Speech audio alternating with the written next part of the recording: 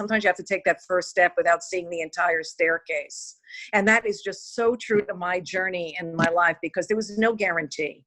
And that's where the message I try to get to young people is that, nothing's guaranteed, but isn't it worth a shot? I tell that to my kids all the time. Welcome to Built with me, Katie Chung. Listen every week as I talk with athletes, entertainers, and entrepreneurs about how they built who they are today and get the inside scoop about their lives. Hey guys, and welcome back. I am so excited for today's guest. She has been a trailblazer in the sports media world. She was the first female broadcaster in the US for a national radio network. She was named one of the 25 most influential females in the sports industry, and she has been with ESPN for almost 30 years. Those of you who watch sports don't even need an introduction, but the one and only Linda Cohn. Okay, Linda, so let's jump right into it. I was doing some research when I was actually prepping for this interview, and I'm sorry, I had no idea that you played hockey, and not only played hockey, but you were a goalie just like me. Yeah, and that's kind of like how we connected, because I saw, what you did and how you love hockey, and, it's the goalie union, as you know, and it's great. I'll tell you my little story. And I actually, I don't know if, your people that follow you, Katie, know your story about, why you become a goalie, right? Well, for me, I had tremendously low self-esteem when I was a kid. I wore really thick glasses back in the day before I discovered hockey or playing hockey. And, so I didn't really have a lot of friends. And what I look forward to was watching the Rangers with my dad. And then, guys in in my neighborhood, I was about, let's say I was 14 at the time. So I got in contact lenses, and, I had a younger brother, and his friends were playing street hockey. And I decided to, join and play with them because I knew the game. And of course, nobody wanted to play goalie. So I played goalie, and I had, believe it or not, being, nearsighted, but with contacts, I was fine. I ended up having like amazing eye-hand coordination, and I really embraced the goalie position, not only because I was getting good at it, but the fact that it made me feel significant, right? So when you have low self-esteem and you have something that makes you feel like you belong, part of a team, significant, you're good at it, it's great. So then I just kept the reps going, loved playing goalie. It was just so exciting to risk being the one that blows it for the joy of rising to the occasion, right? You could let in like 3 bad goals, but if you make that fantastic glove save to save the game and win 6-5, as you're the hero. So were you one of those people who just like to prove people wrong? Oh, let me tell you something. Always. That was like the coolest thing. Because, see, you could relate. I know. Because I feel that. Right.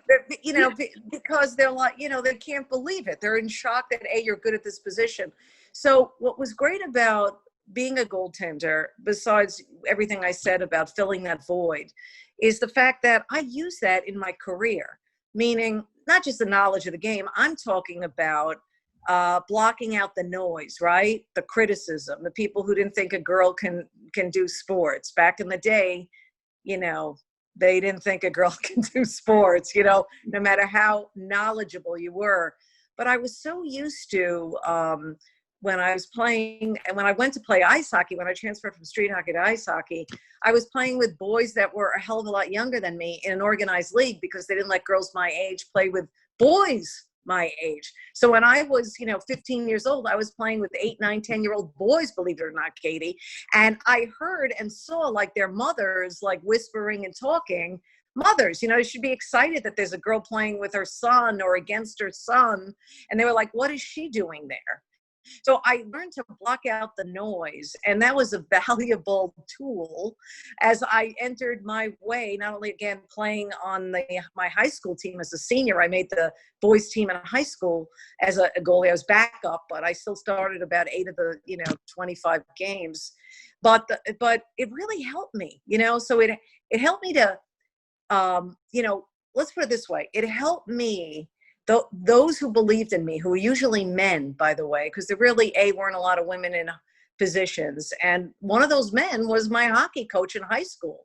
And I wanted to prove him right. So yes, there's an aspect where you want to prove people wrong, but you want to prove people right that saw something in you.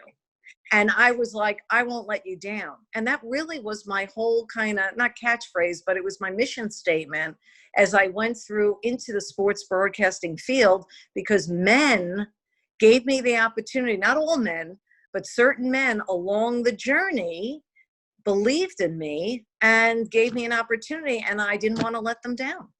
Yes, and I want to circle back to that, but first I want to get to how you decided on being a sports broadcaster, a sports anchor. Was that something that you were done and you just said, that's what I want to do? Because like I said, there wasn't any women doing it at the time. So how did you land on that career?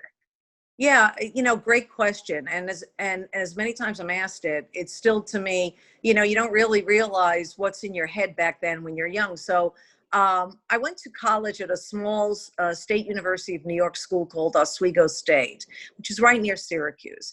And the reason why I picked that, A, they had a women's hockey team, and that was the first time I've ever played ice hockey with women. And then two, they had a great communication studies department. And, and it was a small school, like I said, near Syracuse. And it just seemed like they had, oh, this looks interesting. TV production. Oh, this looks interesting. I want to work for the radio station. Oh, when you're picking out college and looking at the, back in the day, there were college catalogs, and, that's what you do. So, so anyway, I remember having a conversation, and I wrote about this when I wrote my autobiography, which was called Cohn. It was a tongue-in-cheek look, at my journey, and I wrote it back in 2008. And my friend Allison, who I still keep in touch with, I'll always remember in my freshman year at Oswego State, we're all sitting around drinking, whatever, having a good time on a Friday night. And we're all asking, what do we're having fun, but we don't think about, our future and what we want to do when we grow up. And I said, well, you know what? I want to be a sports broadcaster. And, and this, I'm going to date myself, but who cares? I mean, this was 1978. And, my friend Allison looked at me like I was from Mars. Like she could not, she goes, wait a minute, what? You're a Long Island girl. There are no girls doing sports. I mean, she wasn't even aware that they had like a Miss America, the great late Phyllis George doing sports, sort of, on NFL Today with Brett Musburger and Irv Cross back in the day. But I just felt that's what I wanted to do. I wanted to give it a shot. I couldn't go to the Olympics for hockey. I couldn't do any of those things. I couldn't be a professional hockey player. So I knew I had to have a plan and do what I could in college, right? To put myself in position to take those steps and be a sports broadcaster and let people know once I graduated, and also interning, which I did, in my senior year, that I'm around, that I'm here and I could do this job. Yes. And that's what I wanted to ask you. So once you decided to do this job, what do you think personally that's within you? Were you able to get that job? And you say that that confidence. So how were you able to go out there and kind of be that trailblazer? Well, because I didn't look at like how much money I made. I just looked at the opportunity. There were no, as you mentioned, there weren't amazing opportunities for women in sports. So my first job was working for my real first job in broadcasting was accepting a job doing news updates for a 50,000 watt radio station on Long Island, WALK-FM, where my news director was one of these men I referred to that really saw something in me, Frank Brinka. And he not only helped me with my writing, because it was atrocious. I'm embarrassed to say how bad a writer I was coming out of college. That was more on me than the school, because, I didn't apply myself. I think you and I have a lot in common. Right. Yeah, right. Because we had other interests, right? Yeah. So anyway, yeah. So he was the first that honed my skills, but then it was me feeling after feeling like, okay, I've mastered this news updates and everything. And there was a DJ I worked with, again, a short story, but Malcolm Davis, he was so amazing. And he would say to me, my God, when you get to the sports in your news broadcast, your tone changes, you just perk up. And we'd always talk sports, and he's like, this is amazing. I mean, the whole thing is different. The vibe, he's like a hippie guy, So then I went to my news director, Frank, and I said, listen, I go, at that time on Long Island, the New York Islanders were huge. They were winning all Stanley Cups left and right.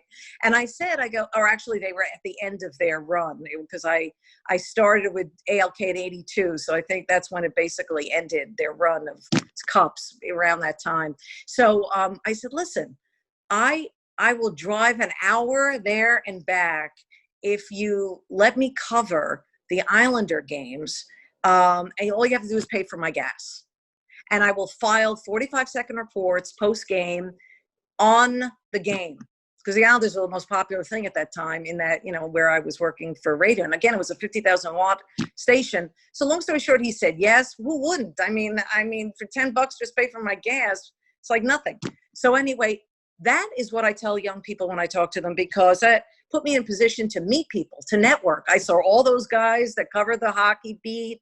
I met all of them. And one of the other guys I met was Ed Ingles, the late great, who used to work for WCBS AM. He was the sports director.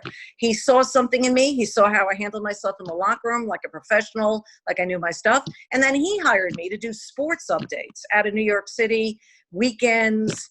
And no one else was doing that. There was no other woman doing that. And then ABC Radio Network hired me. Another great man, Shelby Whitfield, saw something in me, hired me. Okay. So each time, to really kind of zone in on your question, I just kept going, until someone said, not just one person, it was going to have to be a lot of people that said I sucked, because I was a pleaser. I still wanted to please people and prove people wrong, right? Prove people I could do it and not let people down that have given me an opportunity. But I figured, wait a minute, I've gotten this far and this far and this far. Let me keep trying. Now, I always had a backup plan because I always wanted to be in sports somehow. So if it wasn't in doing radio, well, then I'm going to try to do TV. So I would volunteer to do local regional cable TV, which I did. And that got me a job in Seattle being a sports reporter and a weekend sports anchor for the CBS station in Seattle. And that was my big break. And I know I'm going on, but they're all connected, Katie, because the reason why I ended up in Seattle was because when I was working for ABC Radio Network back in the day, it was the late 80s, 1988, they were the main Olympic hosts. See, before NBC had the Olympics, ABC did. And so the Winter Olympics were in Calgary, and me, a hockey girl, I was just so excited. You can relate to this. I was so excited to go to, oh my God, Western Canada. Oh my God, this is amazing. And it was amazing. And so I met a colleague who was also working for ABC Radio. I said, I love Calgary so much. I literally fell in love with the city. I didn't want to go home. And she said, you should come visit me in Seattle this summer. It's very similar, the whole Western Canada, to Seattle, Washington. There are no cowboys running around, but, there's no rodeo, but, I think you'd like Seattle. That's how I got to Seattle, because then I took my little tape, my videotape, and called up news directors and said, hey, do you have 10 minutes? I'd like to drop off my tape. And then a year later, the news director for the CBS affiliate, Cairo TV, called me. And that was huge because, again, that's where ESPN spotted me. So you see how it's all tied together. And I'm not saying I didn't have my moments where I was like, why am I doing this? Is this worth it? I'm making hardly any money. I'm working 7 days a week freelancing. I'm doing, and it all adds up to what? When you see your girlfriends and other people, guys, making so much more money, doing real jobs, right? And you're like, what am I doing? But, looking back, obviously it was worth it. You just, it's like, it is really true. It's one of my, I want to paraphrase it correctly, or I want to get it right, but it's really that great quote by Martin Luther King Jr. Sometimes you have to take that first step without seeing the entire staircase. And that is just so true to my journey in my life, because there was no guarantee. And that's where the message I try to get to young people is that, nothing's guaranteed, but isn't it worth a shot? I tell that to my kids all the time, and they get it pretty much. It's different now. It's tougher now, I believe. In so many ways, in so many different fields, it's tougher, I think. And maybe you could speak to that as well, because there seems like there's more people in this field. Yeah. I just think more and more people, it's glamour, right? Yeah. It's just because of but then on the other hand, now there's social media, now there's, YouTube and all. You can create your own brand, Instagram, Insta Live. where I didn't have that in the old days. So that's a long-winded answer to your question, but it was all connected. So at the end of the day, what you do is you have created your own opportunities. You worked and you created your own opportunities. And you say this generation is good and as far as having social media and having those opportunities, but at the same time, I also think this generation waits for a lot of opportunities to come to them. So if you can be that person who capitalizes on these more opportunities by social media, or I mean, being able to just like reach out to you over Twitter is huge for somebody like me. And so that's great for me. But I think too many people sit back and they're like, well, they only see the success side of it. And they're like, well, I don't know how she got there, but I just want to be like her. And they kind of wait for that opportunity to fall in their lap. Yeah, it's a great observation you just made. And sadly, you're accurate, because I say not everybody, but a lot of people your age, younger or even older, they do wait around, or they do think they're entitled. I hate using that word, but in this case, I think they think they're entitled. Wait a minute, I worked enough. I did this amount of work. I should have this now on a platter. Now, even people in my day and age and people that came after me, maybe 10 years after me, I've been in the business now for a few decades. There are still people that hit the jackpot, right? Where they don't have to travel across the country, where they don't have to, really kind of, really work hard. There are those people, and I know a few of them, trust me, and I don't get it, but I think it was just all about timing, but that's okay. I think it's great. I applaud anyone's success, no matter how they get it, as long as it's on the level. So, I just say to the message is to just keep trying and keep reimagining yourself and keep pushing.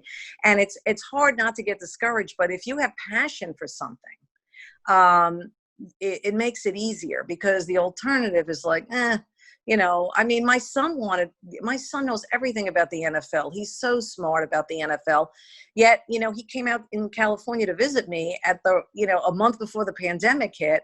He thought he was going to, he went on a lot of good interviews at the time, and the timing sucked. The pandemic hit. Nobody cared about sports for 5 months.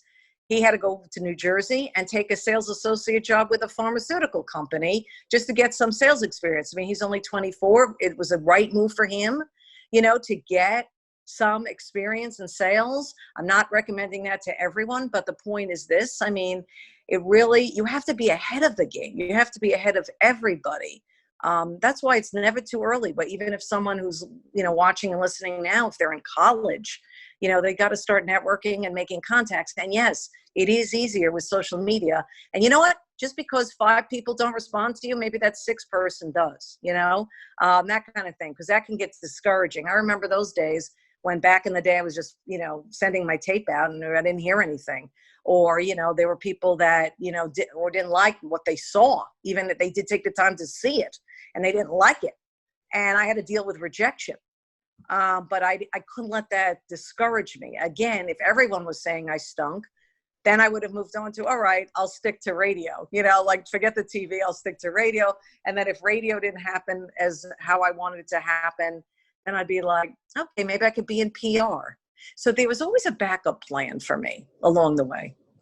So I'm really curious. I'm not a mother myself, but I will never forget that my degree is in business, and a female professor talked one day during class saying that there's a moment in time for women, unfortunately, that they have to make a decision whether or not they're going to pursue their career or they're going to be a mother. So I'm interested to know if you having your 2 kids, if that affected the progress of your career at all, or what your advice would be for other women out there. Yeah, I don't think it's that cut and dry. I think everyone's different. Every woman's different. Every situation is different. I have proved you can be happy. I will never look back and regret anything.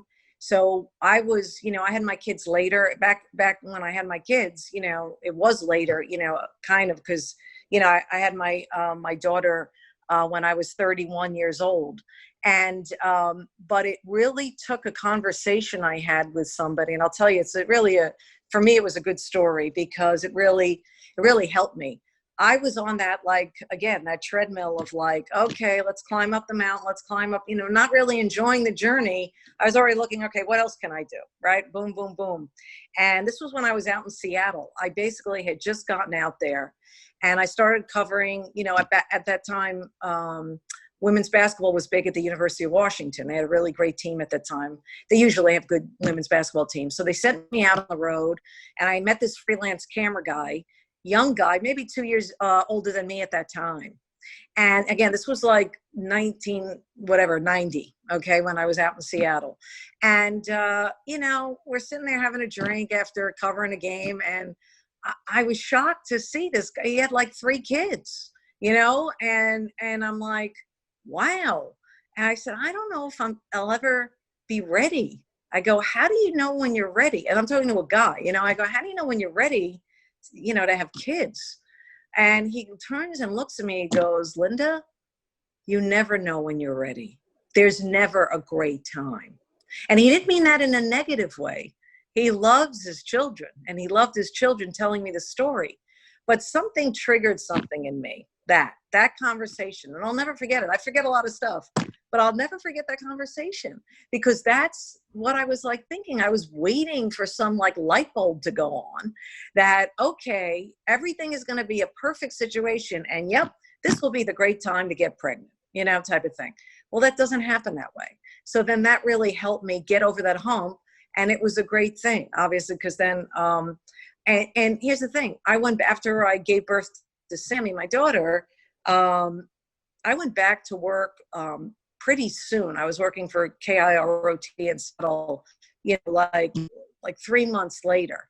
And, I was able to stay, by the time I had my son, Dan, which was 5 years after that, I was at ESPN and I was able to take 4 months off. It was a little better with the situation. Now, this should not even be a situation. People are so aware in management and human resources, wherever you are working, that's not an issue. It's a right, that women can do both, and you can do both. The only thing that I think that set me back, which I'll never regret, is the fact that I stayed in one place because of my children. I didn't want to move. I didn't want to move from ESPN. I didn't want to for more money. I believe I probably could have gotten more money if I didn't stay at ESPN and stay loyal to one company. It was a great company to stay loyal to, of course, but you know what I'm saying? I didn't want to move my kids around and take them, have different friends, different schools, all this stuff what people in our business tend to do, or they'd be away from their kids, for a matter of months in a transition period. I didn't want to do any of that. My gosh, as I look back, the only thing I regret is, even when I'm working at ESPN, being away from them as much as I was. And that part of it, I regret. But for the last, 15, 20 years, I've been making up for that big time. So that advice you got, I don't think that's not that cut and dry. I think every woman is different. Thank you. That's kind of what I was looking for, is to have a rebuttal from you, just because it was a scary moment for me. And I can't imagine other people hearing that story, like, I can't pursue my career and be a mother at the same time. And so that's ridiculous. That's absolutely so prehistoric. Mm-hmm. I mean, that statement. Yeah. We live in a great time where that's not the issue anymore. Yes. There's more understanding. And if there isn't, you can go to HR and you can report that for the situation. Yes, absolutely. So in all your years, you've been with ESPN almost 30 years. Is that correct? Yes. I started there July of 92. So yeah, for sure. Do you have your most memorable sports moment? Wow, there's just so many, and it's a great question. I wish I could give you a great answer. I have so many great moments, because of ESPN. I feel that moment, when you come off the set after an edition of SportsCenter, and it was, you not only had fun, but people were watching, and it was informative, and it resonated, and you had laughs with your co-anchor. It's hard to single out one. I mean, I've had amazing interviews and meeting so many amazing athletes, from Michael Jordan to Wayne Gretzky, these kind of people, like if it wasn't for ESPN having that opportunity to be in close contact. And also when I'm going up to, a Kobe, the late great Kobe Bryant or Shaq, they knew who I was. So for me, this little girl with low self-esteem, to walk into a room and those guys recognize me, and want to say hi to me and just wanted to tell me that they, really appreciate what I do.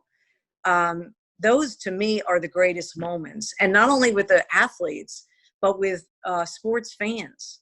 Especially obviously guys, because, one of the best compliments I've ever gotten was, when I first started at ESPN, when people would say, hey, I never really took my sports from a woman or even watched sports from a woman until you came along. And I don't even think about your gender when I'm, watching or listening to you. And so I always said, he goes, and they always would preface it, take this, the right way. They're always like have their guard up, and I'm like, oh my God, that's like the greatest compliment you can give me, So I think when I really truly felt I belonged, that was all the moment where it just felt right. And I'm not saying it wasn't a roller coaster ride. And I talk about this in my book from people early on in my ESPN career when I was, obviously seen nationally, there were still people living in the dark ages.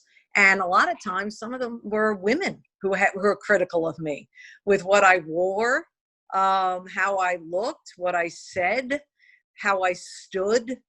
Oh, you name it. And that was back in the day. And, now you can't really say anything to any woman because you'll be ripped apart like wild dogs, Yeah.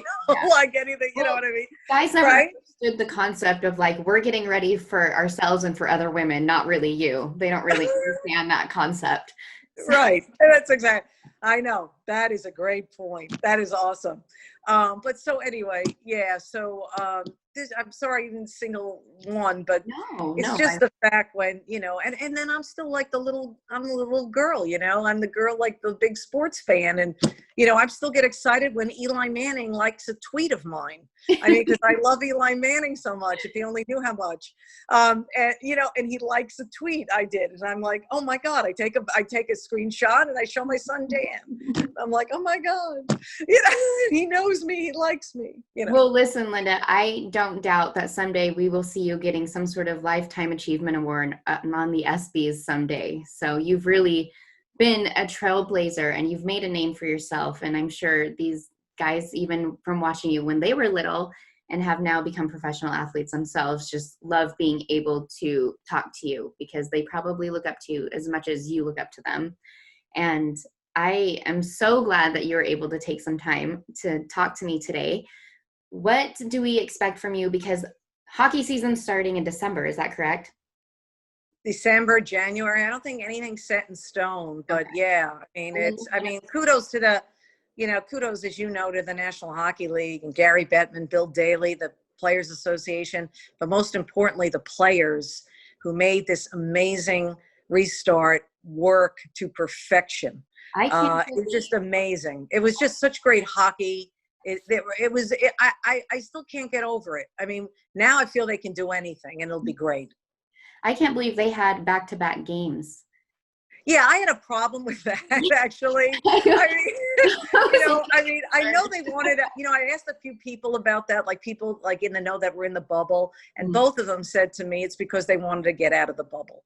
That they didn't, with a no travel. I still felt that, that didn't help the situation, especially looking back on the Dallas Stars, type of thing. But, it is what it is. The NBA is taking so much time off. I mean, they're going every other day. And then I think they have a couple more days break before, if it even goes past 4 games, they're having more of a break and they're in a bubble. So, I'm with you. I think that was kind of strange, but there must've been a method to the madness, big picture, why they had back-to-back games. Yes, absolutely. I think that overtime and then a back-to-back game and then another overtime probably put a hurt on their bodies, but they're professionals. I'm sure that they're recovering now. Yeah. And again, you'll never hear a hockey player complain.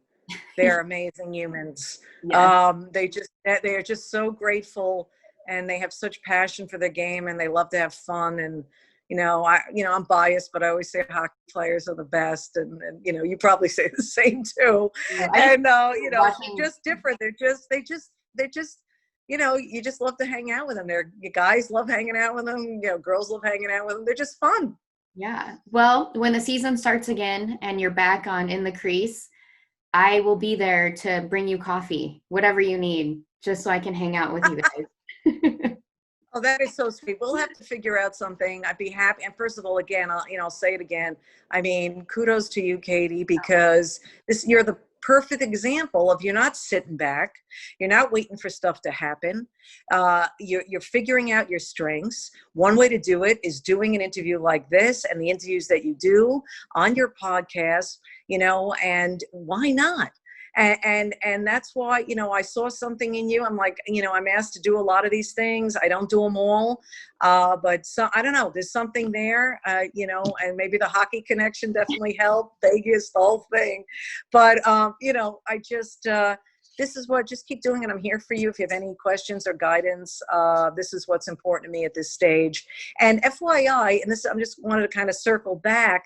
Not only do I do In the Crease, and then, down the road, I'll do more sports centers once it gets back to normal, I hope, maybe in 2021. But I've been doing a lot of radio for Sirius XM Mad Dog Sports Radio, and I have a regular weekend sports talk show on Saturdays and Sundays that begin 11 a.m. Eastern. And it's been great, and I fill in during the week as well when asked. And it's great to be going back to radio. It's where I started. So I just want, and it's great to have a voice and have a hot take. And I've always had this takes on things. And, at ESPN, you're, as a host, you're really not allowed to have that, at least on the show. Maybe it's social media. I know that's changed. But anyway, it's been a great thing. So I don't plan to slow down anytime soon. So I guess you never lose it, Katie, is my whole point. Well, thanks. And thank you for your kind words. You don't understand how much that means to me, especially coming from you. I appreciate it. If people want to follow you on social media, can you please tell them where they can find you? Absolutely. And thanks for asking. It's very easy, at Linda Cohn. So it's Cohn, at Linda, Linda Cohn, Instagram, especially Twitter. Probably that's the most active that I am on Twitter, for sure. Perfect. Well, thank you again for joining me. And I will be seeing you, very soon on hockey season, hopefully December, sooner than later. Yep, that would be great. And I'm doing the show out of my house, so you can get along with my dog Babs while I do the show. That would be great. No need to make me coffee. I'm there. I'll be there in the corner holding lights. I don't know, whatever you need. Okay, that sounds great. All right, Katie, thanks so much for having me. Thank you.